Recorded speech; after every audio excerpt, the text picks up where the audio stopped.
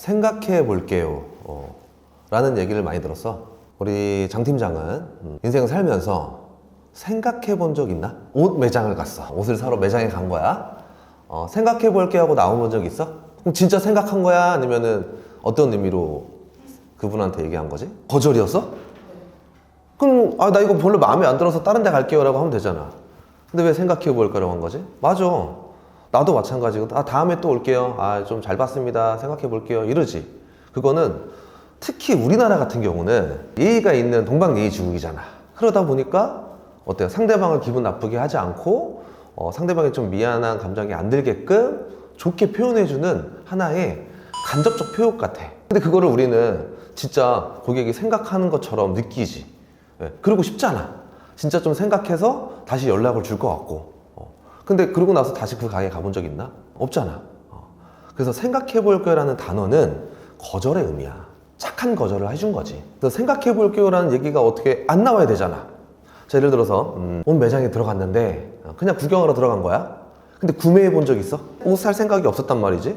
근데 한번 들어가 볼까? 그래서 사본 적 있냐고. 왜 샀지? 이유가 있을 거 아니야. 실은 고객이 보험에 관심이 많을까? 관심이 많은 분야가 아니야.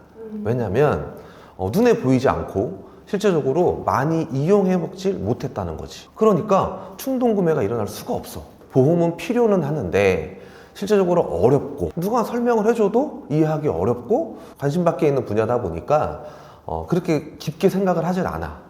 근데 내가 일단 설명을 들을 거야. 장 팀장한테 설명을 들었어. 그러면 뭔가 마음에 안 들었겠지. 그러니까 생각해 본다고 하겠지. 그게 디자인이든 가격이든 실은 이 상담사가 얘기하는 투든 말투든 어조든 뭐 이런 태도든 거기에 뭔가 분명히 마음에 안 든 부분이 있었을 거야. 근데 그 세 박자를 못 맞춰준 거지. 자, 그러면 사람의 그 뇌 구조가 다 똑같단 말이야. 그러면 이미 정답을 알고 있다는 거지. 나는 그런 경험을 해봤잖아. 옷가게에 가서 생각해 본 적도 있고 구매해 본 적도 있다라는 거야. 그러면 내가 어떤 상황에서 구매를 했을까? 고객이면 어떤 상황에서 구매를 할까를 고민하면 상담법이 달라져야 된다는 거지. 뭐 예를 들어 볼까? 우리가 소개팅 자리야. 첫 만남의 자리야. 서로 이제 알아가는 단계지. 그리고 우리도 고객과 만났을 때 첫 만남의 자리야. 그러면 어때? 서로를 파악하려고 하지 않을까? 그치? 일단 보험이라는 상품을 제외하고 이 사람을 파악하려고 한단 말이야. 그러면 나는 이 사람과의 어떤 공감, 소통이라는 시간이 사전에 필요해. 정말 상품 설명만 열심히 한 거지. 그러니까 생각해보고 싶은 거야. 이 사람이 어떤 생각을 갖고 계신지, 어떤 게 실은 보험을 준비하면서 고민거리인 건지, 그게 가격인지, 아니면 나를 담당하고 있는 담당자가 정말 전문가이고 싶은 건지 모르잖아.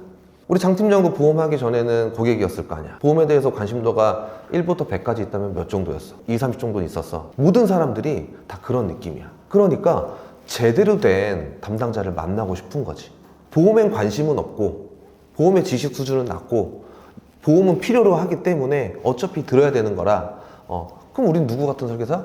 명의 같은 설계사를 만나고 싶다는 거지.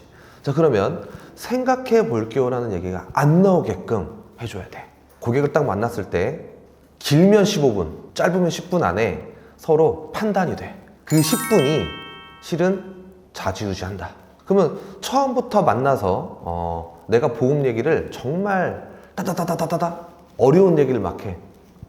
들려? 예를 들어서 내가 초등학생한테 우리 딸한테 미적분이란 방정식이란 막 설명해줘. 알까? 근데 대부분의 설계사들은 어떻게 하고 있어? 그걸 설명하고 있다는 거지. 엄청 열심히. 그러니까 무슨 얘기 하는지도 모르겠고 이 사람도 다른 사람이랑 똑같이 설명하니까 매력이 없는 거야. 그러니까 생각해 볼 수밖에 없는 거지. 어느 정도 이해되나? 그럼 어떻게 해야겠어? 고객님은 현재 이제 보험에 대해서 되게 어렵고 많이 힘드실 거다. 혹시 수준은 어느 정도 되시냐? 그 수준에 맞게끔 제가 오늘 설명드릴 거고 아무리 어렵다 하지만 그래도 돈은 열심히 내셔야 되고 아깝지 않냐? 근데 10만 원씩 20년 내는 상품을 가입하셨지만 이게 2,400만 원짜리다.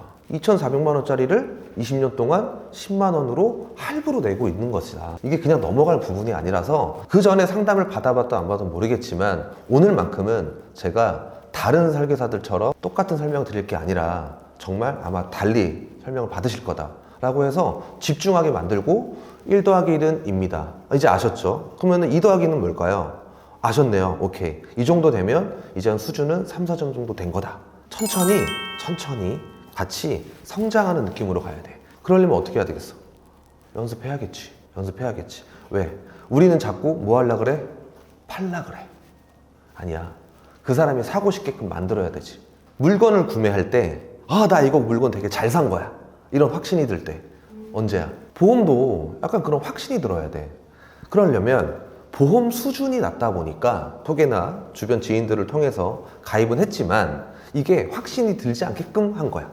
그러면 뭐 때문에 가입했냐? 관계성 때문에 가입하신 분들이 많아. 엄마가 아시는 분이래. 교회에서 아시는 분이 뭐 하신대. 상품을 열심히 공부해서 하진 않는단 말이야. 그냥 가입했지. 뭐 때문에?